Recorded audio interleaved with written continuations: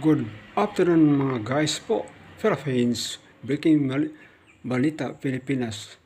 Dahil as what the President said that the Philippines has become a middle class income po. So maganda talaga ang Pilipinas po.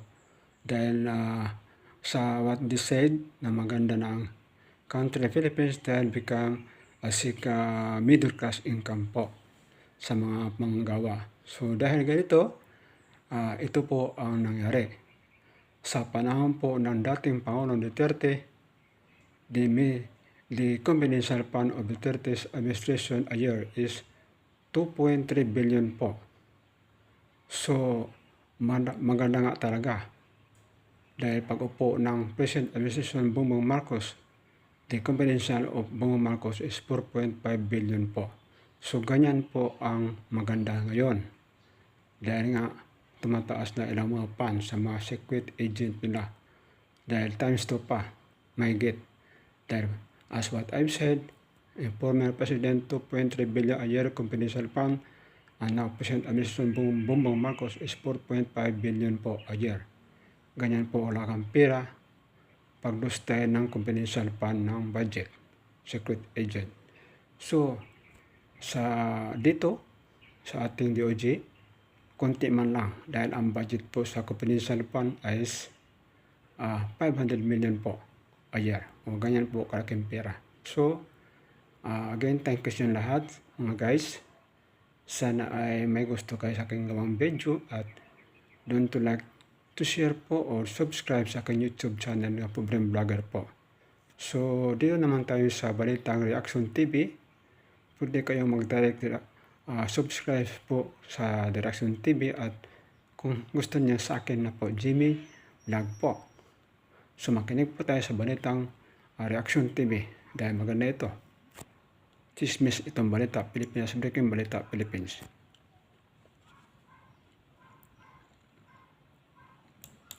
Napakalinaw po mga kareasyon, lahat po dito sinabi ni Saldico. Pakinggan po natin mga kareasyon na. Tapos pag-usapan po natin. Nalulungkot po tayo, bakit na kay Sara Duterte? Si Sara Duterte ba ang problema? Hindi. Sino ang problema? Sabi po ni Jokno, yung dating, ito po, bago ko po ipapalabas yung video ni Saldico, sabi po ni Jokno dito mga kareasyon, ito yung dating Treasury Governor man tawag dito, ito pakinggan po natin. But this is nothing compared to the pandemic. Yeah, it's nothing compared to the pandemic. But if you compare the oil shock with the flood control corruption scandal, what is worse? That's worse. Which That's is worse. The flood control shock, right? Ito po yung si former Finance Secretary Benjamin Jokno. Mas worse pa daw po yung nangyari dito sa flood control kesa nung pandemic. Pakinggan po natin mga kareasyon na, tapos tatagalugin po natin.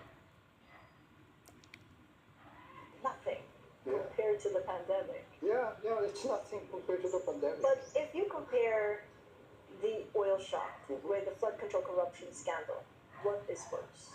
That's worse. Which That's is worse. The flood control shock, right? Because it means loss of confidence. Naku po. So credibility is very important, and also the stoppage in the infrastructure. If you notice, construction, I think, contracted by about 31.5% first quarter.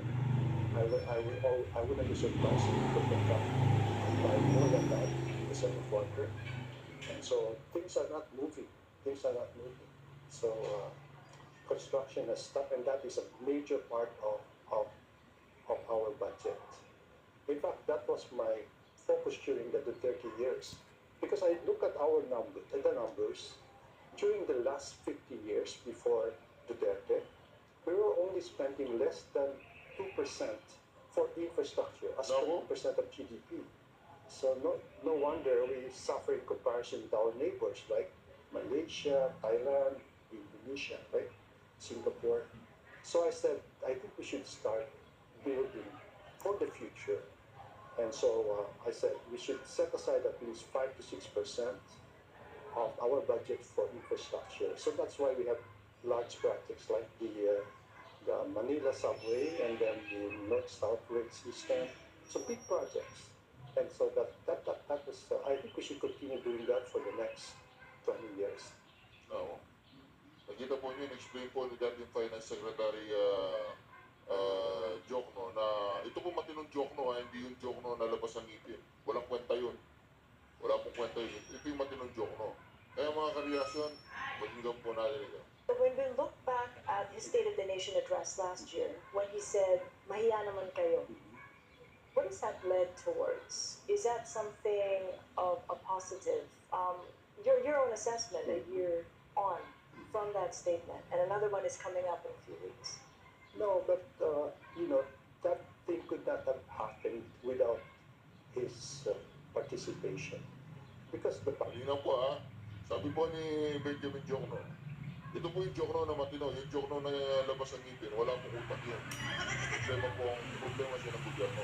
Ito po mga karelasyon, sabi niya ito, kung wala siyang participation, ito dito napapasok sa saldi ko Kung wala siyang participation, hindi mangyayari ang nakawan. Kasi siya yung pipirma I-explain po niya dito yung proseso ng pagnanakaw ni Bongbong. Another one is coming up in a few weeks. No, but that thing could not have happened without his participation. Because on the budget, the president has what is called line item veto power. That power is awesome. Not even the U.S. president has that power. And there were many attempts in the U.S. to give that power to the president, and the Supreme Court ruled, no, it's not possible because you are changing the power structure. Okay? The president prepares the budget, Congress authorizes the budget. That's the power structure. Now, he allowed that. He did exercise his line item veto power. Okay? So, he's partly to blame for that, yes. So how can he walk back when he takes the stage again in the State of the Nation address on July 27th? So, What would you like to hear as I from? said, this is a moment of truth for him. Okay? People will be asking him, what have you done after that Mahiya naman kayo speech? Okay? What have you done? And that requires a lot of, I don't know, wiggle room or whatever, whether he can explain to the people what he has done. Yung mga karelasyon.